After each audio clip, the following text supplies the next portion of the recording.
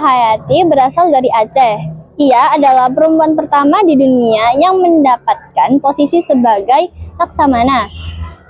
Tugas Komala Hayati sebagai Laksamana memimpin Angkatan Laut Kerajaan Aceh, utamanya melawan bangsa asing seperti Portugis, Belanda, dan Inggris. Laksamana Komala Hayati memimpin perlawanan melawan Belanda dan berhasil menewaskan Cornelis de Houtman. Atas jasa perjuangannya, Presiden Joko Widodo mengangkat jadi tokoh nasional pada tahun 9 November 2017 melalui Kepres No. 115 TK tahun 2017. Laksamana Malahayati atau Keum Malahayati lahir pada 1 Januari 1550 di Aceh Besar dari keluarga bangsawan Kesultanan Aceh.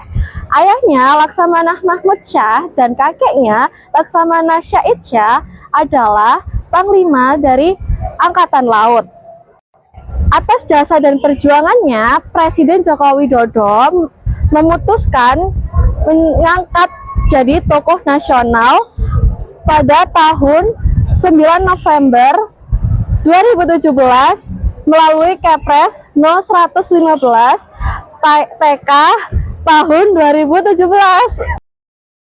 Kakek buyut Malahayati adalah Sultan Salahuddin Syah, Sultan kedua Kerajaan Aceh yang memerintah antara tahun 1530 hingga 1539.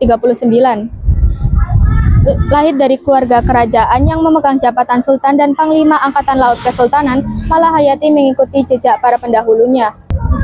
Setelah menjalani pendidikan agama di Meunasah, Rangka, dan Daya, ia melanjutkan ke Akademi Militer Mahat Baitul Maqdis milik Kerajaan Aceh yang dilatih langsung oleh sejumlah guru dari Turki.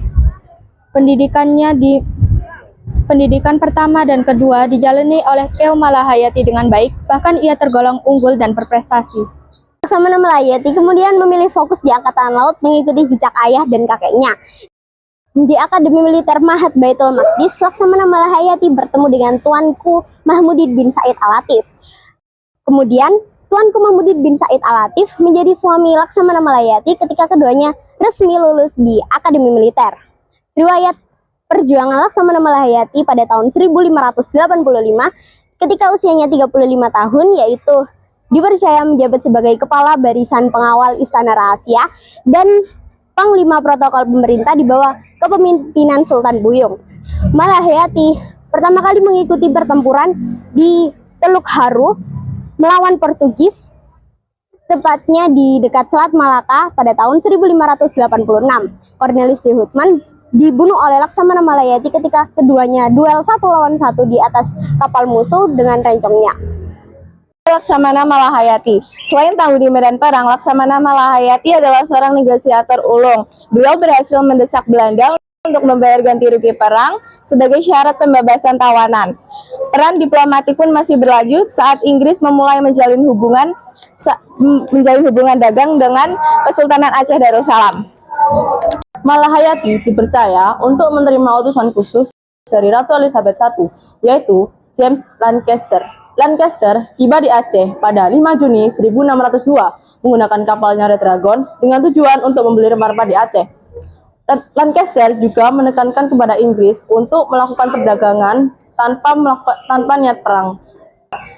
Malahayati meminta agar permintaan tersebut didokumentasikan secara tertulis atas nama Ratu Elizabeth I. Dan akhirnya setelah surat tersebut ditulis, Lancaster diizinkan untuk menemui Sultan Alauddin Riayat atau Syah Sayyid Al-Mukamil. Laksamana Malahayati memimpin pergempuran pertahanan Portugis hingga tahun 1606.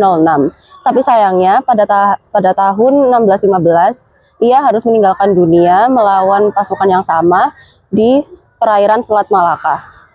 Pada akhirnya mayatnya sendiri dimakamkan pada tahun yang sama di suatu desa di dalam Aceh Besar. Tepatnya pada tanggal 9 November 2017. Namanya sendiri juga diabadikan sebagai salah satu kapal di TNI Angkatan Laut.